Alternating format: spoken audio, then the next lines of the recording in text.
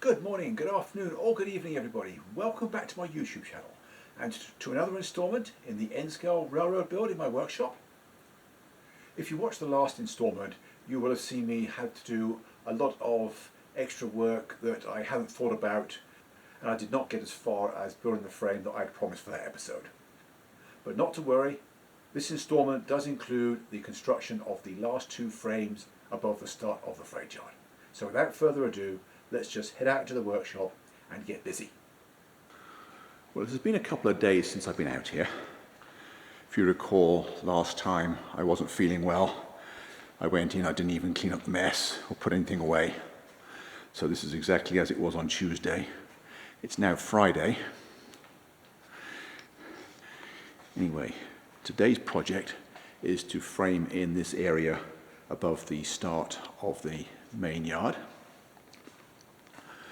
I've made some notes inside. I'm going to split it into two sections. It's a little bit large for one, and also this area may be a little bit flimsy, so I don't want to risk making it heavier than it is strong. I have 3 support beams to create.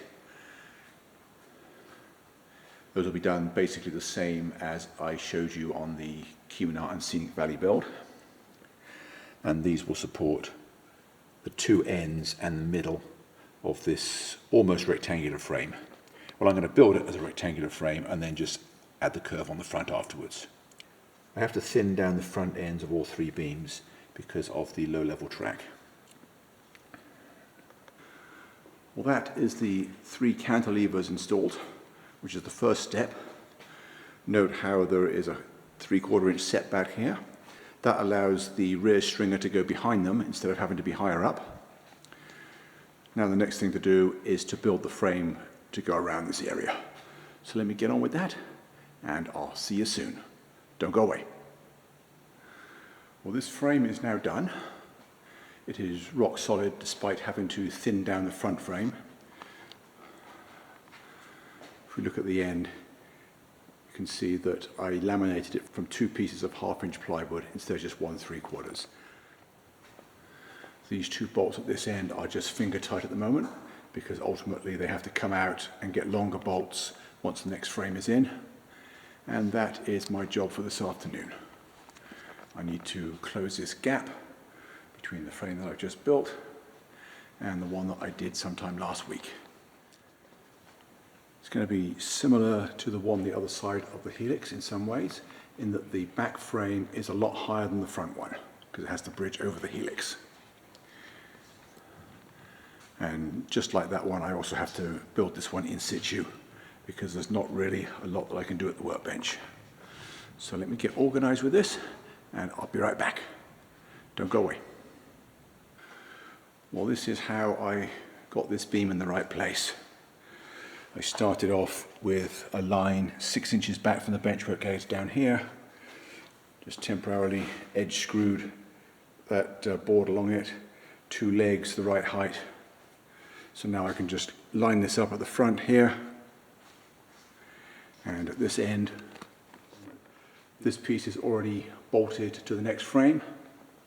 The one at the other end is not. I've still got to take it out and glue the laminations together. This front piece is only temporarily screwed in place because that still has to come out so that I can cut it off to the right length. But all the working out is done, so it's fairly straightforward from now on. I've just got to take everything apart, glue it, put it back together again. So let me get back to work and I will check in with you again later. Don't go away. Well, with both ends now permanently attached, bolts done up, the screws backed out, glue put in, and screws reinserted, both ends. Now this temporary framing can come out because it's done its job, and I can move around to get in the back of the frame in the right place. So let me get on with that, and I'll check in with you later. Don't go away. Well, that is the outside of the frame done, both front and back. This piece in the corner rests on top of the frame the other side of the helix. I haven't glued it because I think I might want to ultimately take it out and replace it with a backdrop former that does double duty. So it's just screwed at the moment. It still holds it in place nicely and makes it secure.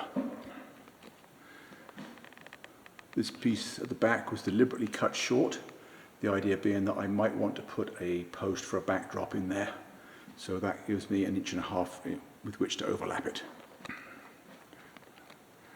I still don't know whether I'm going to use this post for any kind of support. This one I want to put a bracket on the end of it and then bolt a joist to it. So I'm going to work on that next, and I'll check in with you later. Don't go away. Well, this is all the framing in this area. I put this one in that I was talking about yesterday, and then a diagonal one here, another one here. This longitudinal along the middle takes the place of a rib that I can't get in behind it because of the helix. And that is approximately under where the track is going on the top level.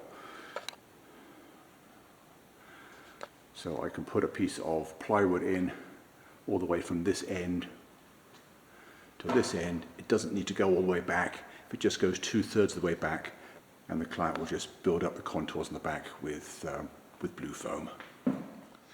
The only other framing I need is to fill in this corner, but that can be done anytime.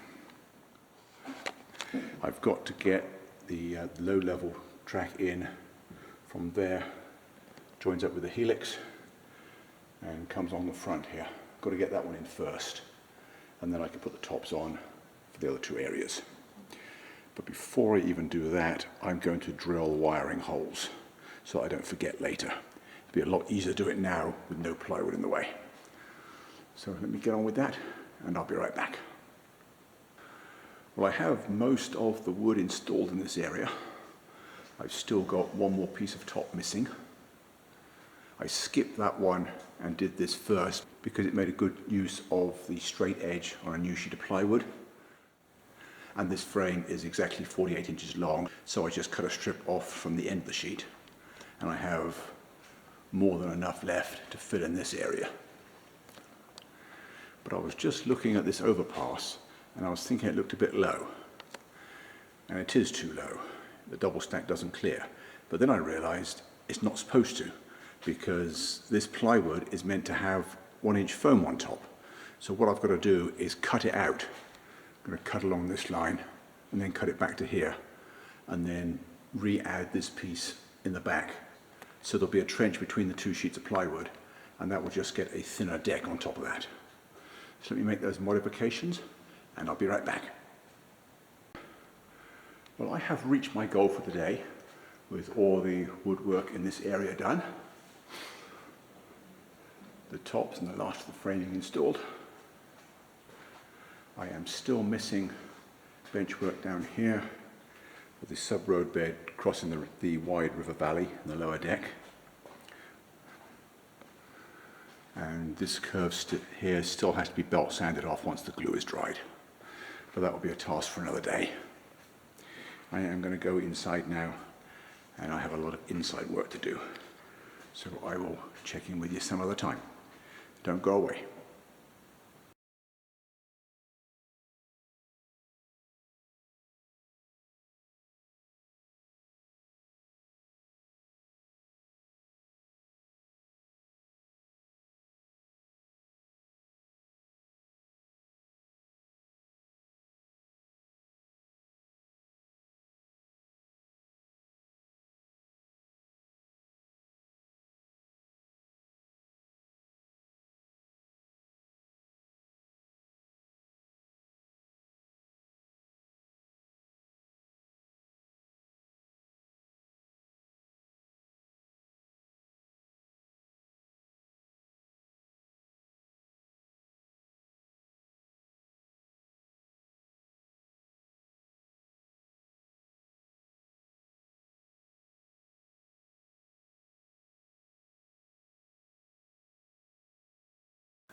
Well, that's all for this episode.